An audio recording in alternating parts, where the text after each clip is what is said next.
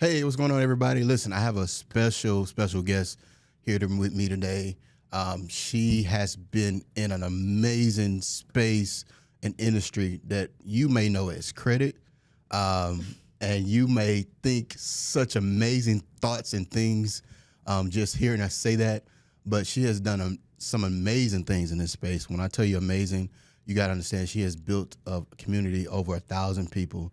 She has done more than 7 figures online only, like online, not in person.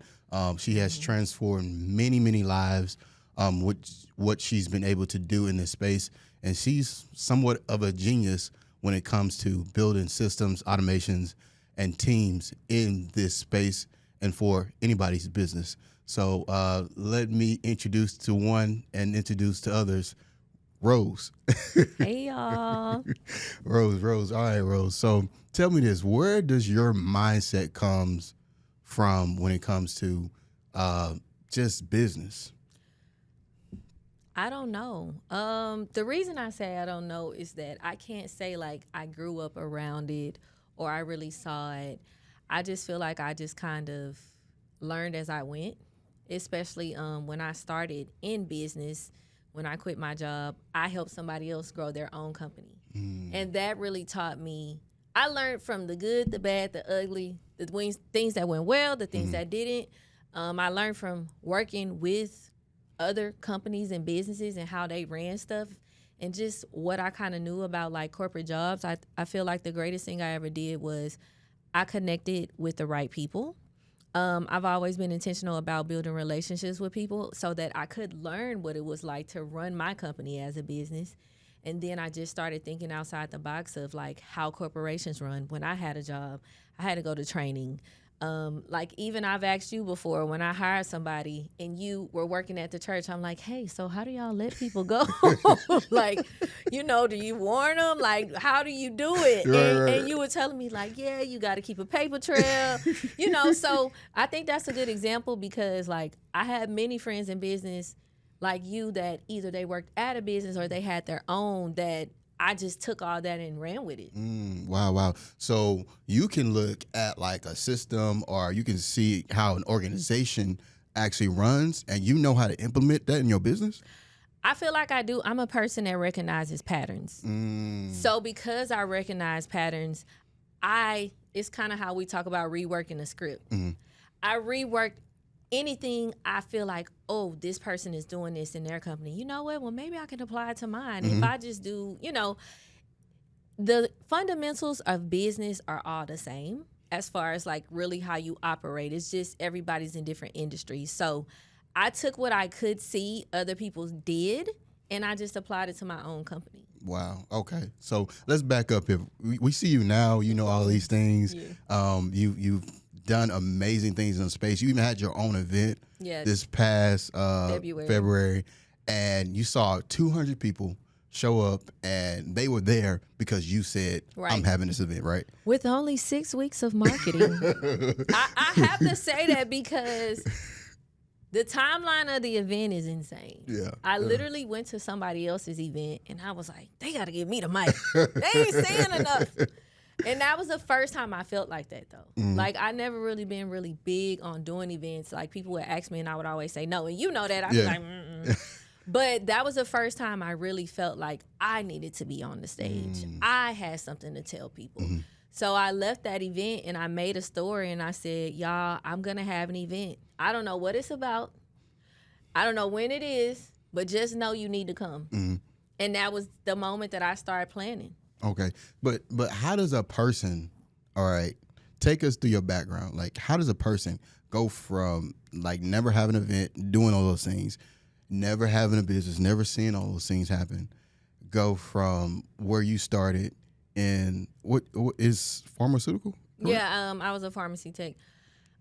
I mean, with where I started, I didn't really realize that I could even have a business. Like, it's not something I grew up around. I was just mostly told, like, I needed to go to college.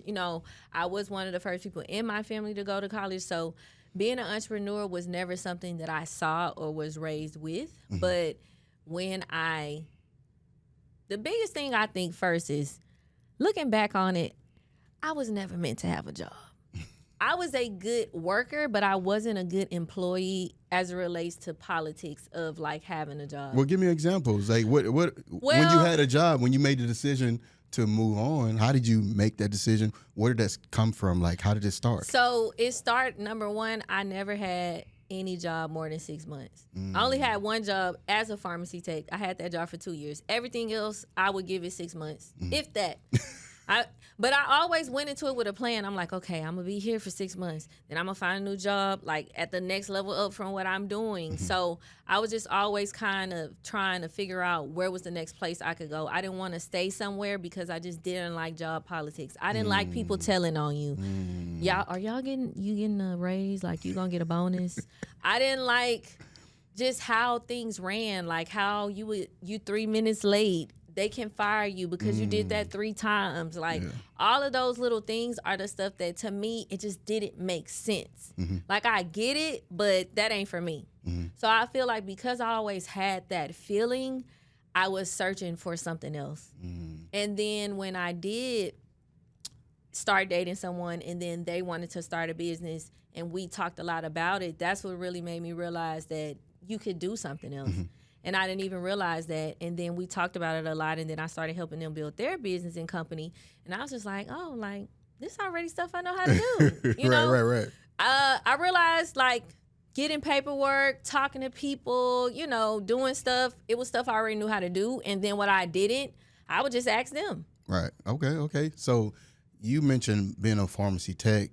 What did your job entail? Take us back to that time. I want to know, like, what your life was like. It was not. I was poor back then. I was poor. Okay, I say that because I feel like people assume that, like, maybe I came from money or like a family. No, I was poor. I was poor back then. When I was a pharmacy tech, I worked there part-time, and then I was also going to school part-time to finish my degree. So a lot of times, you know, in the mornings I went to school, in the evening is when I went to work. And so that was really what I was juggling. And then helping somebody else start their business during lunch, I'm faxing and sending out paperwork. And then in the evening time, I'm like finishing up what has to be done for the next day to like send off to a company. And, you know, so it went from me just doing those 2 things to really juggling 3 things, because at the end of the day, I just knew I wanted something else. So once we started doing that, I just realized I could do something else. And I was just like, you know, hey, maybe this will work out. All right. So how did you end up leaving the pharmacy tech? So I was crying in my bed because I was just tired of what was going on. I was being like sexually harassed by one of the managers. And then also like the 3 minutes late, and it was just a lot of microaggressions. And I was crying and I was in my bed and I was just like, I don't know what I'm gonna do. Like, I'm tired of this. I'm tired of being poor and working at this job. And like the business stuff, it was working out, but it wasn't saving me yet. So when I was in my bed and I was crying, I just heard a voice and it said, just quit. And I was like, I mean, I'm tired, but I don't know if I'm just quit tired. So I thought about it, though, every day for 30 days. Okay. And then one Sunday, I literally woke up and I just wrote my letter of resignation. And then Monday, I turned it in. And then on Wednesday, the pharmacy manager told me he didn't turn it in because he wanted to know if I was sure, because once I did, that was it. And I was like, look, every day I come in here and you remind me that I'm 3 minutes late, I'm already on the final. Y'all can easily let me go. And I told him, I'm only 25. I'd rather take a chance and know that I tried. Because the worst that can happen is I just get another job. Right. So taking a chance at 25 really changed my life because I listened to God telling me to quit my job. I did not have it all figured out. It was not all great, but I just knew that when I made that transition that I had to go all in. It was no plan B. This had to work. What were some, that's amazing, by the way, what were some like things that you wish you knew before you took that jump? I don't know. I don't know if it's anything I wish I knew, because I just feel like going through the emotions of it all, it was just what I needed to learn. Mm-hmm. When I think back on that, I don't know. I feel like I didn't wait too long. Okay. I think the biggest thing is, to me, don't wait too long. Mm-hmm. When you have the sign, act on it. Like, I gave it 30 days. I didn't even give it 3 years. You know, sometimes we've already been called to do other things, but we're just afraid of what the outcome is going to be. And I'm just a firm believer in taking a chance on yourself. So I feel like the biggest thing is acting on it when it's there, taking a chance on you. And when you trust in God, you don't really have to worry about it. Yeah. So, no, that's really good. I think most people think they learn by thinking about doing something. Like, No. thinking about doing The more something. you think about it, the more you're not going to do it. Wow. Because your mind will give you every scenario of what can go wrong. It rarely gives you a bunch of what can go right. That's Like, good. Say it again. Say it again. Say it again. Your mind will give you multiple scenarios of what can go wrong, but it'll rarely give you multiples of what can go right. It'll be one scenario of, if this works, this will happen. And it'll be 5 of, this ain't gonna work because this. So it's just an ongoing thing that you can't think too hard into the possibilities. Yeah. You just got to do it. That's crazy. And I think a lot of people limit themselves based off the scenarios that you just said that they create in their own head. And if they would use that same creativity to create the outcome they desire, then I believe their lives will shift in a way people couldn't explain. Because there are so many things I've seen you do. And if you didn't know, I've been working with Rose for the past 7 years. So I've seen this up close and personal. If it seems like we're familiar with talking to each other, I kind of know the story. But I want to give more insight to what somebody else from a beginning level or reaching, like, they might be in despair in life right now, right? Where they like, I'm doing this job, but I don't know if it's for me. And that's why I said I wanted to emphasize the fact that I was poor. Because, not to say, somebody else out there might be poor. And they might be thinking that they want to do something else, they just don't know what. I didn't know what it was going to be. All I knew is, ever since I was a little girl, I just had a feeling I was going to be great. Like, it was like I had a voice, but I could just feel it. I didn't know what it was going to be. I definitely didn't think it was going to be credit. I just knew it. And I just wouldn't stop trying until I figured out what it was. Even at my lowest, when I had no money, when I had to move back with my mama, and I had to, like, catch the bus to work, I was at the bus stop like, this ain't it. There's no way this is it for me. Like, it's just not. There's no way. Wait, so take me back. You was at the bus. I was at the bus stop. What'd that look like? I mean, I was still cute. Okay. But. Okay. Besides his cuteness, like, okay, you're at a bus stop and you still had hope. This ain't it. The hell? I need to have something. Right. Most business owners are the single biggest bottleneck in their own business, and they have no idea how much it's costing them. This is exactly where AI voice and AI systems come into place, handling routing calls, qualifying leads, and booking appointments around the clock without a person on the line. Click the link below to book a call where I'll show you exactly where your business is losing time and money and how to fix it. Let's keep going. I'm at the bus stop, and to me, I think that, number one, I think a little differently. Okay. You know, the number one thing I know is, when you change your mind, you change your life. I never let myself sulk in my sorrows. You are supposed to feel your feelings. This life is meant for long suffering. It tells us that in the Bible. So you're supposed to feel what you're going through, but you're not supposed to sulk in it. You're not supposed to sit in it. You're not supposed to act like it's the end of the world and this is it. I never allowed myself to act like this is it, because ain't no damn way in my mind that the bus stop is it for me. Maybe this is where I'm at, but this isn't where I'm going. So you have to change your mind more than anything else. My mind was already made up, even at my lowest, that this wasn't it. Wow, that's amazing. What if, all right, so How did you even discover that you can fix credit? I fixed my own credit.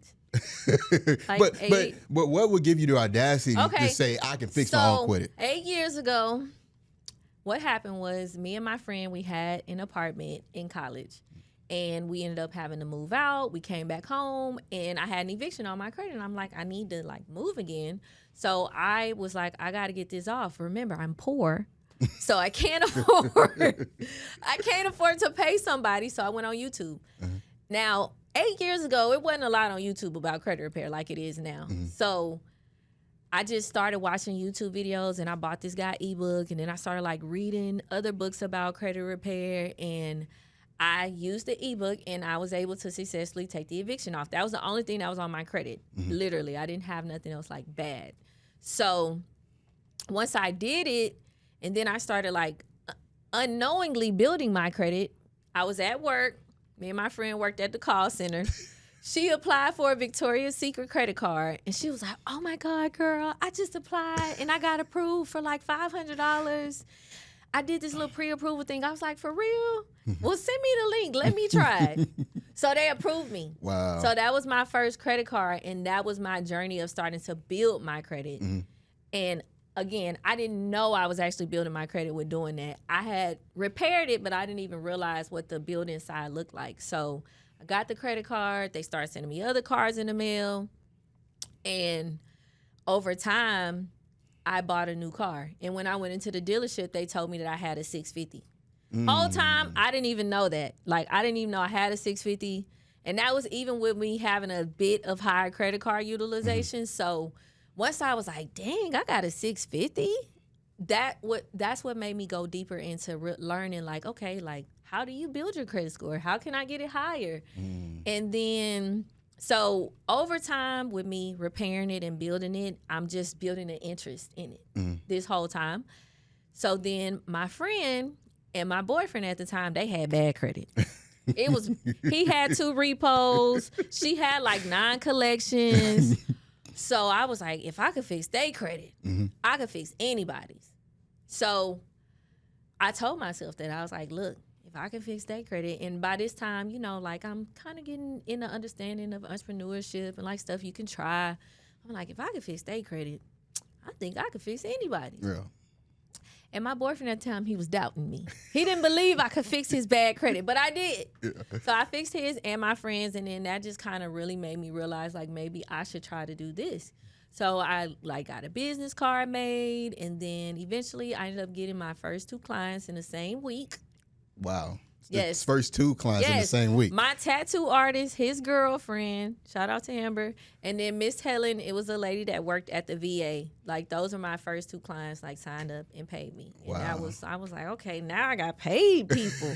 My little $200. So you mean to tell me that your ability to start with yourself produce your ability to realize you can help somebody else? Yes. Wow. That's a principle in itself, just thinking about, because most people think that, especially when you are doing new things, that you first have to, everybody got to know how to do exactly a certain way, or you got to know the ins and outs of everything. That the most important thing for people to know about starting a business is nobody had it figured out. Steve Jobs didn't have it figured out. When he was, like, when Amazon was in a garage, nobody had it figured out. You figure it out as you go. And then as you go and you grow and you get more money, you start to invest into your business with figuring out more things of like how the business should operate, bringing actual team members on so you're not overwhelmed. But in the beginning, you have to be obsessed with this. You have to be willing to not make money. I didn't make money when I fixed my friend and my boyfriend's credit. Wow. I didn't make money when I fixed my own credit. And even my first 2 clients, they both paid me $200. That wasn't anything major for me to be like, okay, I made $400. I can do this. So you have to be obsessed with this, and you have to be willing to go all in, whether you start making money in the beginning or not. If you don't have that energy and you're driven by money, you're not going to be successful because the money is not always going to be what you wanted. Wow. You said something. You said most people go after the money. Yes. And that's the issue. That is the true issue. when you think of people who started great companies, going back to Steve Jobs, Amazon, Walt Disney, the lady who wrote Harry Potter, they did it out of their passion for it, their passion for figuring it out, their passion for growing it, not because they were getting paid. Because in the beginning, a lot of companies don't make money. Some people go bankrupt trying to figure it out. Yeah. And I personally believe that many people block what they're able to do in life because they're so focused on the money. Yes. But they don't know that money is just a result of the value you brought or the problem that you solved. The number one thing is if you focus on helping people, you'll never be broke. That's the truth. I've never been broke. I can say by the grace of God, I always have to say by the grace of God because, you know, it could be different. Right. In the past 8 years of me having this business, I have never gone broke. I've never not made no money. I've never had to worry about making money. The very first year I made 6 figures, and I've just been growing it ever since. I know that that's an anomaly. Okay. I know, and I want other people to know that that doesn't always happen. It wasn't because I chased the money. It was because I chased helping people. Wow. That's good.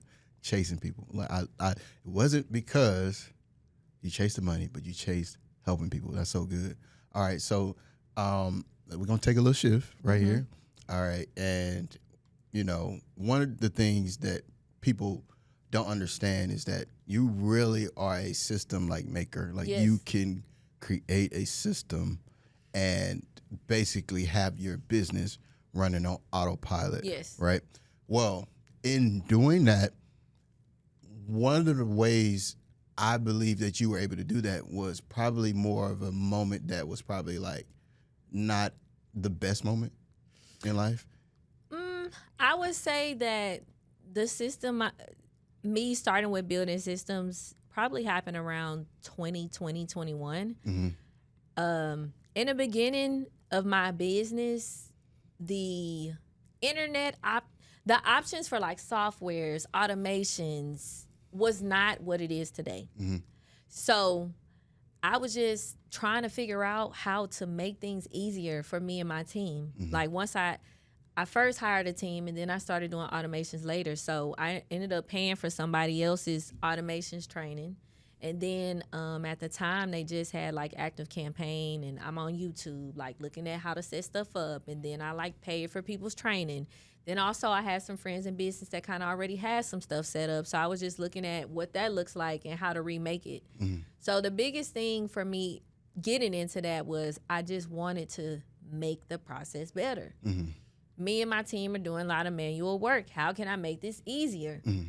And I figured out how to automate my own business with those resources. Again, I pulled from people I knew. I went and searched and learned information and applied it to my business. So no matter how big or small I've been in my company, I've never been bigger than the program. So building that, let's talk about how you were able to still have your system going while you were away. Oh, okay, yes. So once I had to take a unrequested paid leave. I had a 19-day paid leave. And during that time, that was when not just the system, but the company was tested. The company was tested because my team had to completely operate without me. They couldn't come to me and ask me to put out fires. The automated system was still set up, and there were things that were happening that they had to act and figure it out on themselves. But I think the biggest thing was because I was so intentional about training my team, creating company culture with them. Like most of my team was related to each other. So they worked well together because of that. But also too, like my operations manager, if something went wrong, they went to her about it. And then if she couldn't figure it out, she came to me. So I already had kind of prepared them to problem solve. So when you're intentional about creating company culture, having a team that problem solves even when you can't, and having a system in place, you can be gone for 19 days and the company still run. You can be gone for 19 days and they handle everything for you. And all I had to do was make sure that they were paid during that time. Because most people don't understand, if your company can't run without you, Yes. you don't got a real company. No, you have a glorified job, a high paid job usually. So that was one of the true times that I knew that I really had a fully functioning company. And I mean, when I came back, I just told them like, hey, y'all, like I'm back, you know. And for the most part, they had handled everything. I was able to just have a meeting with you and my operations manager. And I was like, yep, you guys, I need some time off. I need some more time off. So y'all figure it out, you know. If it requires me, don't do it. So, all right. So talk about that time period where you're like, do I even want to do this anymore? Yes. I've felt that many times. Shit, I feel that now. I think that I can only speak for myself. I don't desire to work. Like my true intention is to make the most amount of money, doing the least amount of work, and impacting the most people. Ooh, that's good. Say it again. I want you to get that bit again. Say it again. Say it again. My only desire in this life is to make the most amount of money, doing the least amount of work, and impacting the most people. That's really good. So whatever I can do to make that a reality is what matters to me. So sometimes I don't feel like doing this. Sometimes I feel like I've done enough. I've given enough. But I had to be reminded that, you know, like, this is who we're built to be. We're built to give back, to give to people, to help people. And even when I haven't wanted to, a lot of times I've just had to remind myself, like, they know not what they do. You still have to help people, even when they do things against you intentionally. Because I've experienced a lot of things with people doing stuff against me intentionally, and I still had to turn around and help them. So that's not an easy thing to do, but we're meant to help each other through this life. And no matter what comes up against that, I can take breaks from it, but I cannot fully remove myself from what I'm called to do. My curiosity is, what are some things that people done against you? Do y'all want to know? Do you got time to know? I could go on and on. But what are some things, I was framing like this, that you had to recover from that you didn't expect? I've had to recover from a lot of public scrutiny.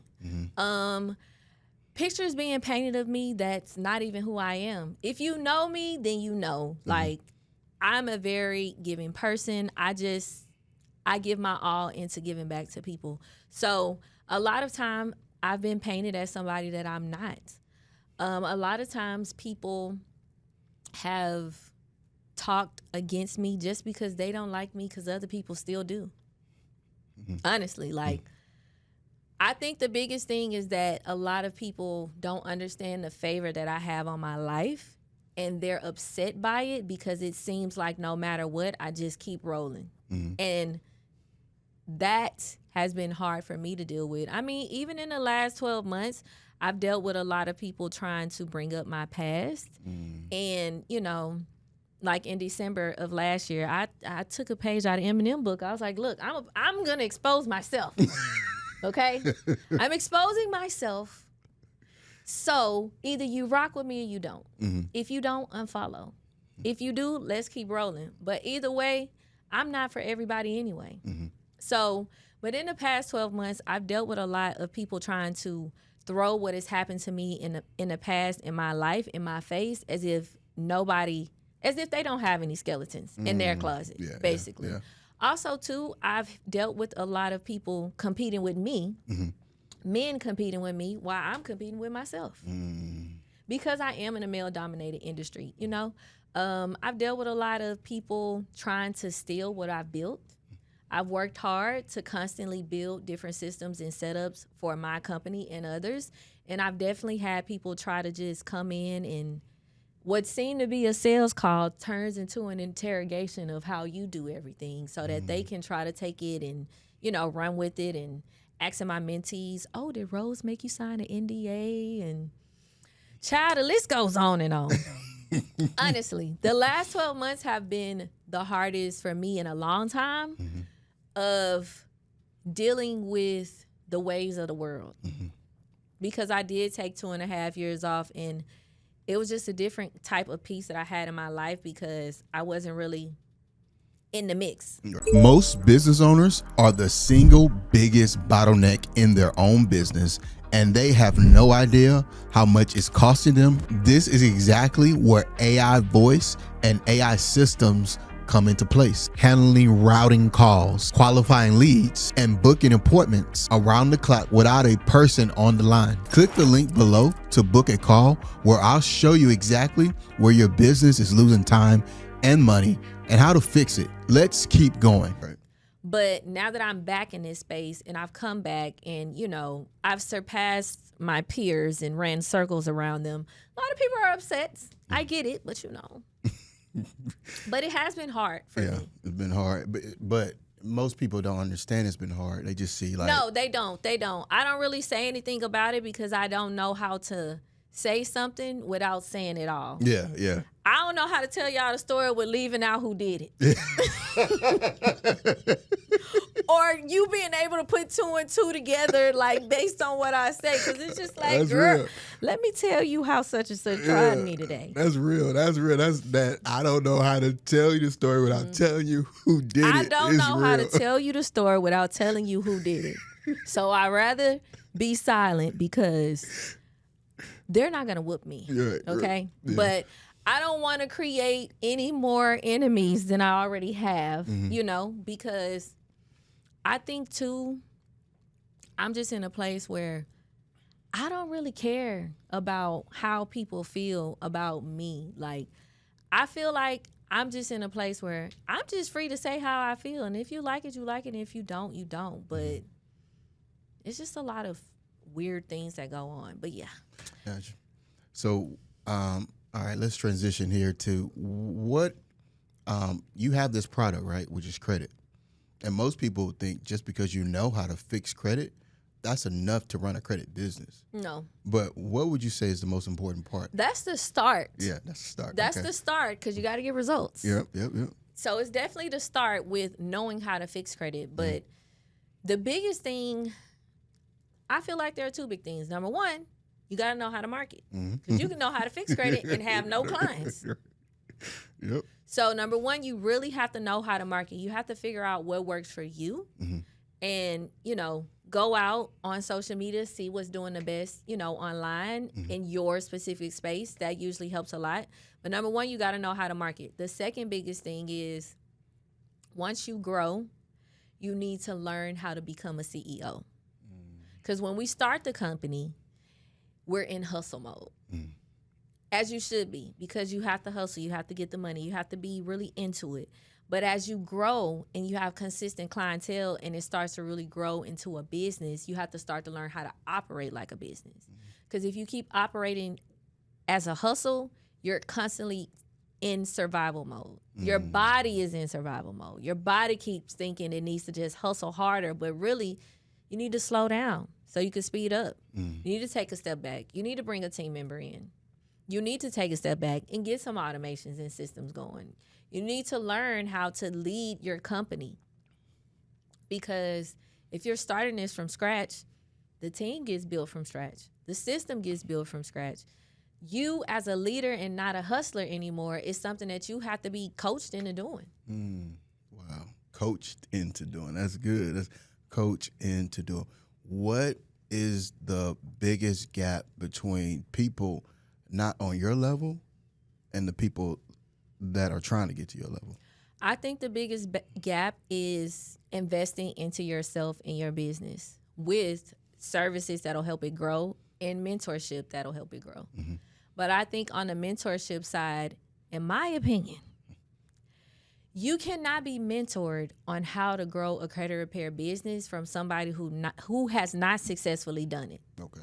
They may know how to market it, and they can give you what I like to call the starter pack. Okay. Because a lot of times my mentees come to me and they be like, oh, I went to X, Y, and Z, and I just, you know, they gave me some stuff, but it's not what I need. Now I need what you offer. I need the systems. I need the team. But what's the starter pack, though? So the starter pack is whatever you got before you came to me.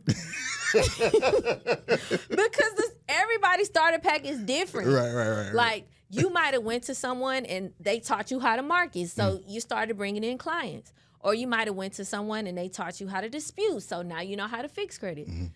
So the starter pack looks different for everybody. And how much they paid can be different too. But so I just put that all together. Whatever you got before you got to me is the starter pack. Now that we're here, now that you're ready to grow and scale it, I'm going to teach you how to have a business, be a CEO, and really run a operation. Did somebody do this for you? I was indirectly mentored by my friends in business. Okay. And I've also had mentors before. So one of my mentors, he's actually the person I always talk about. He told me to get off the phone. He was like, Rose, you're not going to make no money. You stay on that phone. You're not going to be no millionaire. So I have had mentors that have helped me with understanding. And my mentor that I was speaking about, he already had a very large credit repair business before we even met. So I had been watching him online and how he operated and did things for a long time. And, you know, I aspired to have his setup. Right. So once we met, it was just like, oh my gosh. But then I realized too that he's just a man. Like, everybody are just people. Right. And I say that because, like, sometimes we idolize people and like their business and what they do, and you might meet them and it's something about them where you're like, dang. But at the end of the day, we're all human. Right. So from a business standpoint, he helped me so much. And then my friends in business, they helped me a lot because this is what I want to talk about. Let me tell y'all something. If I was new in this space, I'm going to tell y'all what I did when I was new. This is a cheat code. When I was new in the credit repair space, I knew how to do two things really good. I was cold at disputing, and I had already invested in learning how to market on social media. So when I went into this space, because at the time I could only go on a Facebook group, they wasn't having events and stuff like that. And I was meeting people. I was selling dispute letter kits for $10. I was sliding people DM that saw me post my results in this Facebook group, be like, hey, you want to get my dispute letter kit? It's $10. You could just send it to me on Facebook Messenger. Wow. So I was hustling from the beginning, but it allowed me to meet a lot of people in the space. But the biggest thing that I did was I didn't come to them with my hand out empty. Wow. Too many people that start businesses come to others that have grown with their hands out empty. Wow. I came to them and said, hey, I know how to market on social media. I can show you what I be doing. Can you help me with my business? Or, hey, I got these great results. I could just give you, like, show you exactly what I'm doing. Like, can you just help me? I'm new to the space. I don't really know what to do on my business side, but I got these two things down. Which one do you need help from me with? Wow. That's crazy. So I did that, and that's how I built relationships. That's how I leveraged the people that I met, because I didn't come to them empty-handed. I came to them offering something that would help them too. As somebody who is big in the space, it annoys me when people say, oh, I would love to meet with you and pick your brain. Let's go to dinner. I would love to be your friend. Can you mentor me, or can I work for you? Are you hiring? Can I be your apprentice? All that kind of stuff. Like, that's cool, but what does that do for you? I can hire somebody to do everything. Well, actually, my friends could be my friends for free. Right. And we could go to dinner and have cheers, and they not ask me about business. Right. So it's come with something. Right. Please don't come empty-handed. That's so good. I believe that's so good, because a lot of people, they don't understand that it's difficult to do this, and the most valuable thing that you have in your life is your time, because you don't get it back. And it's nothing like wasting your time on people that haven't figured it out in their head that they want to do this. And so when they decide that they finally want to do something, they have the gall to come to someone and say, listen, I want to take all of your time, and I want you to come waste it up on me without giving you nothing else in return that would take you either to a higher level. And it's fine that you're not giving me a payment, but give me something of value.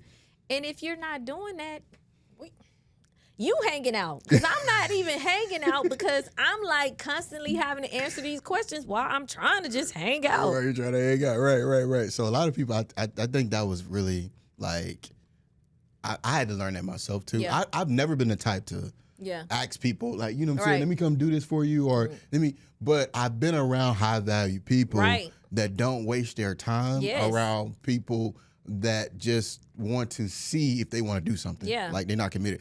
Talk to the people that they want to do what you do, but they don't understand the work you got to put in to get to where you get to.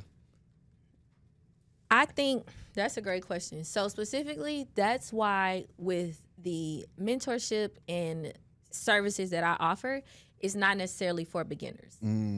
I work with people who already have motion. They've already figured out how to make some money. Okay. You know, they have some clients. Let's define that. What's motion and what's the money? Okay, so when I say motion, that means you already started your company.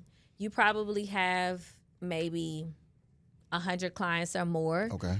Usually when people come to me, they're making anywhere from probably $10,000 to $20,000 already. Okay. And now I need to systemize. I need to make sure my team is in order. Okay. Like they're really doing what I need them to do. You know, I need to just better market and build my brand for my business. So I specifically like to work with those people because they're already motivated. They already have the hustle in them. They just need to now transition over to being the CEO. I have worked with some people that's usually maybe bringing in anywhere between like $4,000 to $10,000. They still have that motivation as well. But the people from the beginning, so I have a waiting list for my mentorship where I ask select questions. Okay, we're going to put our waiting list right here. Yes. And one of the questions that I ask on the waiting list is like, what do you think is the biggest thing holding you back? And one of the answers is need motivation. Usually the people who answer that don't go through. Ooh, she just told y'all a secret. Hey. If y'all watch this all the way here, look, that'll be a tidbit. Like you got some free info. Listen, usually the people who say, and I'm saying that because I'm about to go and look at it because like people have answered the questionnaire. Like I get requests for it all the time. Yeah. But the people who say that they need motivation. In my opinion, from my experience, because I started out working with beginners, and then I've had some beginner people take my program, they're usually not the ones that see it through. Wow. I'm not saying all. I've definitely had some people that shock me. But usually, if you need me to motivate you, the battle is already lost. Wow. Because I can't make you want to make money. Can we all agree that we need money? Now that we know that we all need money, I can't make you want to make money. I know you have children, and that's why you can't do this because, oh, I have my kids. But your kids, usually that's your motivation to give them something better. Or I understand you have things going on in your life. I've gotten on consultation calls and cried after. I have fought cases and ran this company. I have fought family issue, everything you can think of, I have faced, and I've still shown up for this business. And when I couldn't show up, I made sure the team was in place. Because life happens to all of us, but that can't be the reason that you don't do. That's so good. Life happens to us all, but that can't be the reason that you don't go and do it. Jesus even said that in this life you will have trouble. Long suffering. It's long suffering. And I realized too, like a part of being Christ-like is to be like him, right?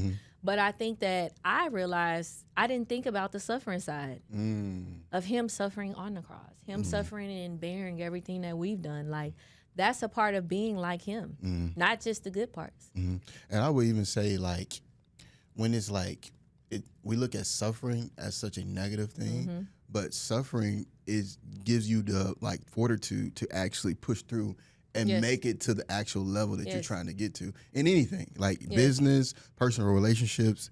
I think the lens of most people have is, do I have to continue to suffer? As long as you have that mentality about suffering, you will continue to suffer. Sometimes you do. I had 5 years of suffering. I mean, of course, I had great ups during it, but I went through 5 years of suffering, and I didn't. Like I said, I don't sulk in it. Do I feel my feelings? Yes. Do I take time out to feel them and give myself a break? Yes. But do I sit in it? Not too long. You sit in depression, you'll own it. That'll be your name. If you sit in it, you'll say, oh, well, I deal with depression on a regular. Yes, you can be dealing with it right now, but that doesn't mean it has to be a life sentence.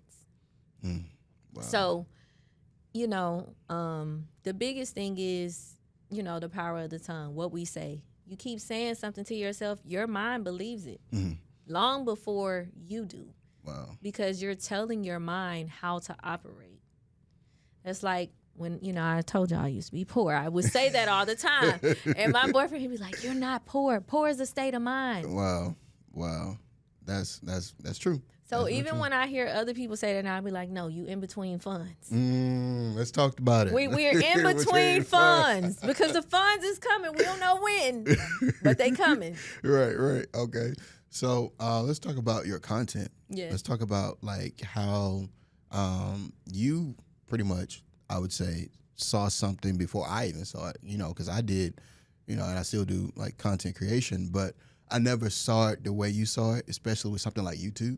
Like when you was like, you came to me, you was like, okay, I know we're doing this short form stuff, but I want to do YouTube. I'm like, okay, cool. Like whatever you want to do. But, I wasn't looking at it from the business perspective. I wasn't looking at it how you saw it.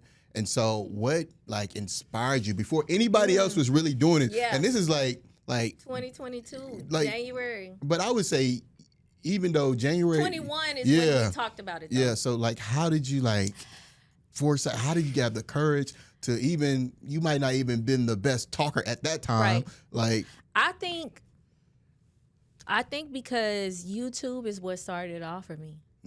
Like I wouldn't have fixed my own credit if I didn't go on YouTube. Okay. And I don't even remember how. The thing is too is that sometimes I don't even have answers to the question because I just get downloads from God. Like I can't even say I came up with certain stuff. It was like I had a moment. Like even when I told you about me getting the teleprompter, I was literally just driving in the car, and then it just popped in my mind, get a teleprompter. And I was like, you know what? I did say I'm going to be more intentional about content and stuff like that. Yeah. And then that's when I text you and I text Bowie. So sometimes it just comes to me like, do YouTube. I'm like, you know what? I do already be talking. And, at that time, I was making long videos. Right. And I was stressed out when they went to shorts because I got more to say. I can't tell you about credit in 30 seconds. I need a few minutes. Yeah. So I think because of the transition of social media switching over to short and that me having that download moment where God just like, it's just like it popped up and it was like YouTube. And I was just like, you know what? I could be a YouTuber. We already had the setup. Right. I had already had the setup. And January of 2022, that was my New Year's resolution. And I told you, I said the first year I'm doing one video every week. And I really did stick to that. Like I truly did. And I just feel like a lot of times God has prepped me for my new direction before I even knew what it was. Wow. All right, when we talk about YouTube, most people don't understand that there's more ways you can make money with YouTube than just the the program that they institute. So talk about how you leverage your content to build the partnerships you build. Yes. So what happened was, okay, so I started the YouTube channel in January 2022. The first video went viral. That's crazy. The first video. That's why I say like my life is not the norm. So don't take it as you got to start doing this and you're going to have Rose's outcome, because I did a lot of background work to practice speaking, to already practice what the setup should kind of be and look like, and bringing teams in with you and Bowie coming in and recording and stuff. So by the time I got to YouTube, I kind of had the fundamentals of what people usually will do on a YouTube channel. So don't think you gonna start in like first video. It happens. Yeah. But if it doesn't, you just have to keep doing it. Either way, if you want to be a YouTuber, you just got to commit to it and continue to learn and see what works and don't. So boom, first video go crazy. I monetized in 4 months. By April, I monetized. Wow. So after I monetized, I started getting emails from different brands, and they were reaching out to me, like finance brands, about. And you know, sometimes you get an email, you're like, is this a scam? Right. But no, with YouTube, like, it's real. You should always have your email address like on all your social media, because brands really do reach out from TikTok, Instagram, YouTube, all of that. So the brands was reaching out, and I was like, well, let me see if they for real or not. And we would have to do a Zoom meeting. And I was getting brand deals because of the YouTube content that I was putting out about finance, and that, you know, I was giving valid and not selling hopes and dreams and stuff like that. So let me get this right. You wasn't even looking for the brands. No. You were just putting out the content. I've never reached out to a brand. But I did pray, and not in 2022, but I remember I prayed and I was like, God, please send me some more brand deals. Because I got my first brand deal with Nav Prime, and that just kind of happened. And after that, I was just like, Lord, I really need some, come on. Like, come, you know. Send them. And then when it really happened. Like, I got like 3 brand deals in a month. That's crazy. Like 3, 4 of them. So, with the brand deals, I just put out the content. A lot of this I was not expecting. I wasn't even thinking about. I was just like, I'll be a YouTuber and make the money off YouTube. But then I realized that you can have brand deals, and it's bigger than just affiliate links too. Like, of course, like people who do Amazon and stuff, they click your link, you get paid for each person that sign up. But then they started paying me to make the content. Like thousands of dollars to make campaign content that was sponsored by them. Like, hey, we want you to make this video. You know, we had a new product that come out. This is the information. Can you make one? You know, can we confirm that, you know, you do all the right disclosures and we pay you? So the brand deal started happening. But also YouTube was a great way for me to additionally sell my e-products because remember, I've been selling them since $10 in the DM. So I use YouTube to actually help me sell my ebooks for the credit repair content that I was putting out. So I was educating people on YouTube about credit repair, and I'm like, hey, if you want to take the next step with having a clear guideline, get my ebook. So I made money from the actual YouTube payments, brand deals, and then selling my products, and then eventually upselling my services too, because I would get people to sign up for credit repair from YouTube. Then when I stopped doing credit repair, they started joining my school community. And like now that I'm more so going into coaching, the replays that I put on YouTube for my coaching, I've had people reach out to me to sign up from that too. Wow. So you just just built something that you did not even intend to build, and you just kept going. I think the biggest thing is that it goes back to what I said from the beginning. I just trusted. When God told me to do stuff, I just did it. I didn't think about, well, I got to have this and that. I got to make sure this is set up. I literally just do. Like with the teleprompter. I'm just do. Yeah. Ain't worry about No. When you hit me up and said, let's do a podcast, I'm like, let's do it. So I don't think too deeply into the details. That'll figure itself out. Yeah. Like a lot of the stuff, it'll figure itself out, because I didn't even know the opportunities that I would have from YouTube. And now I have so much notoriety to say I have 77,000 subscribers. It's a lot of people that do credit repair, okay? But not many of them, your favorite Instagrammer is not your favorite YouTuber. Okay. In the credit space, okay? There's very few people that have reached up there like I have or better. And I'm not the biggest, but I'm one of the few, like I said, that I've touched all platforms and done well. Right. So, all right, what is it that you would say for you as a black woman would say, like, I've had the confidence to do all that I've been able to do, but what makes you want to go for more? Obsession. Okay. You can be obsessed with making money. You can be obsessed with success. Like, I think that for me, like, once I've done something well and great and it's going good, it's like, okay, how can I make it better? Like, how can I just keep growing it and let it kind of work on its own? Like, I'm kind of on, like, my 4th business now that I've created, built, and taken myself out of.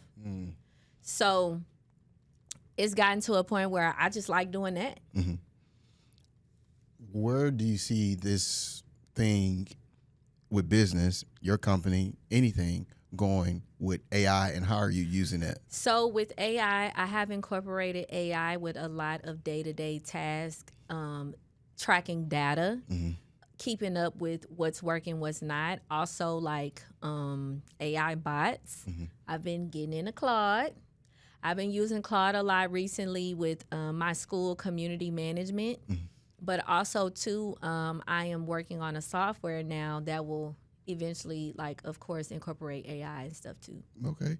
And so what are you, like, is this something in your mind that it should be feared or something that should be leveraged in a way? I feel like... Because it's I say that because it's an in-between. Yeah. I feel like, in general, I am kind of more of I've had to transition out of doing... It's not old school business, but now it is. Like, having, multiple employees and just having a system is becoming to be kind of old school. So I have incorporated AI more to just help me and my team. So I don't necessarily have to grow the team so big. I can just grow the AI that assists us in what we do. I think that's my biggest thing, because I feel like AI is a great thing in business. I don't use it in everything in my life. I think AI works the best when you feed it the idea and it elaborates on it. Versus if all you do is go to AI for everything, it can only give you what's online. Correct. It needs the context of the person or whatever you're talking about. Yes. And I encourage people to, if you already have an expertise or something going on, this is a gold mine for you, because the things that would probably took you 30 days or 6 months to even get to, you can get to in minutes. Right. You can literally say, hey, I be pumping chat. I be like, chat, you the coldest in the game. You the coldest one. I need you. I have an idea. I am an expert at X, Y, and Z. This is everything I know how to do. This is how I can help people do it. And there's nobody else in this space that's great like me. I need you to give me the coldest marketing plan on how I can make people want to buy it from me. Right. Like, you really, the prompting is what matters the most. My friend taught me that. When ChatGPT and AI and stuff first came out, she really went in it. Yeah. She was like, you got to use, it's the prompts. So once you realize, like, you really got to be detailed seriously with chat, like, you can really get some great stuff out of it. Wow. Okay. So what is one thing about your, like, faith, would you say, that was huge in you making this far? Like, as far as it could be a scripture, it could be inspiration that you did, something that you viewed every day that made you, like, remind you the Lord was with you. I mean, I feel like I've just been intentional of not forgetting that the Lord got me here. I don't read my Bible every day. I should.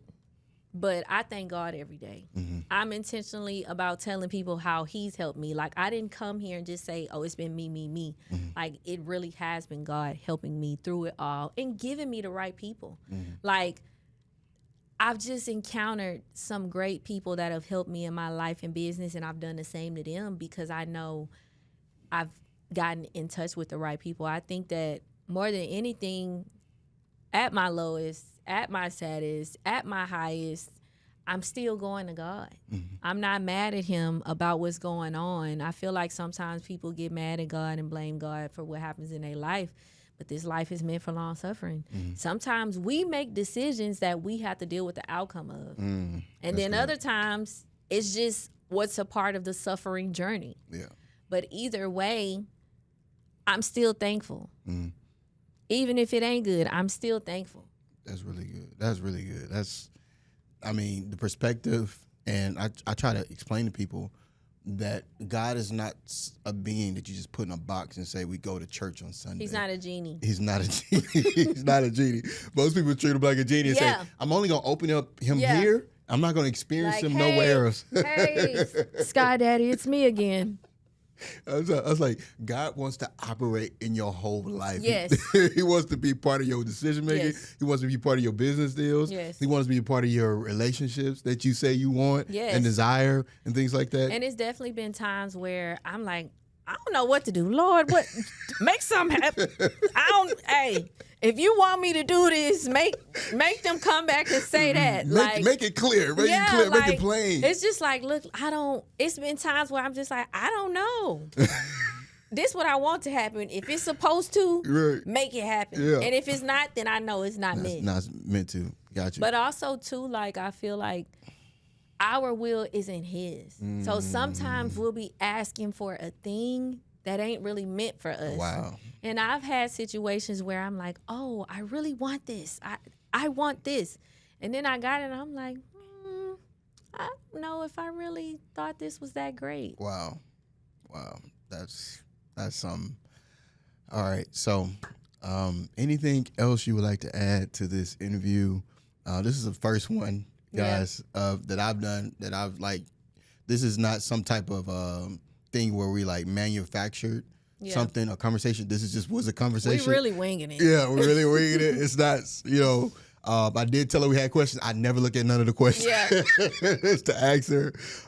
But I just wanted you to give your opportunity to tell people how they can get involved if they want to get on your wait list again. Okay, yeah. Well, I mean, depending on when this come out, it might be open. You never know.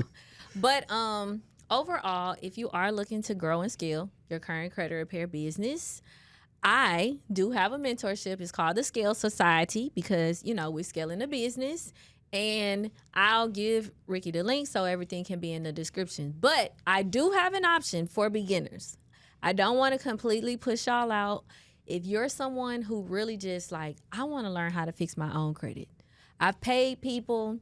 I haven't seen results. They've ghosted me. They've talked to me crazy.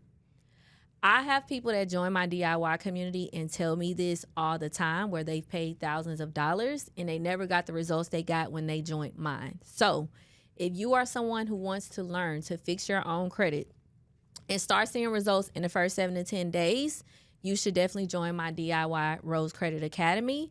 And if you are someone looking to start the credit repair business, I tell everybody that is my starter pack. You go there, you learn how to fix your own credit, start testing it on others, and then we can grow the company.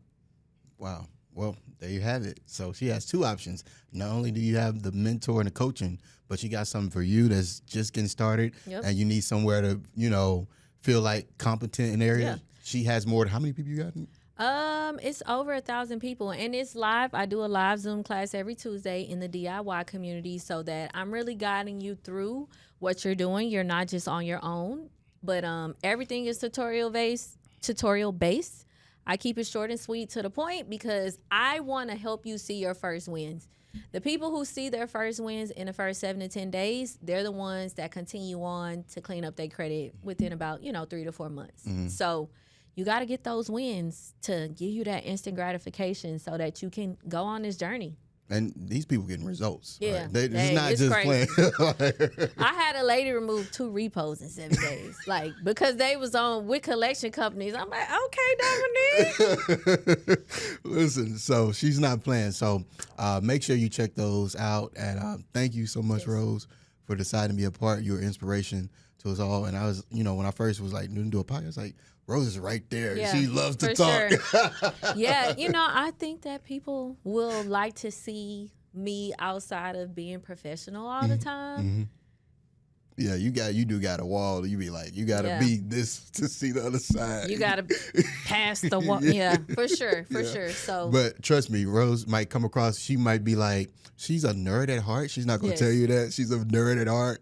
But behind the nerd, is a whole nother personality if you get to know her. So, but we thank y'all for checking us out, and we'll see you on the next one. Peace. Yeah.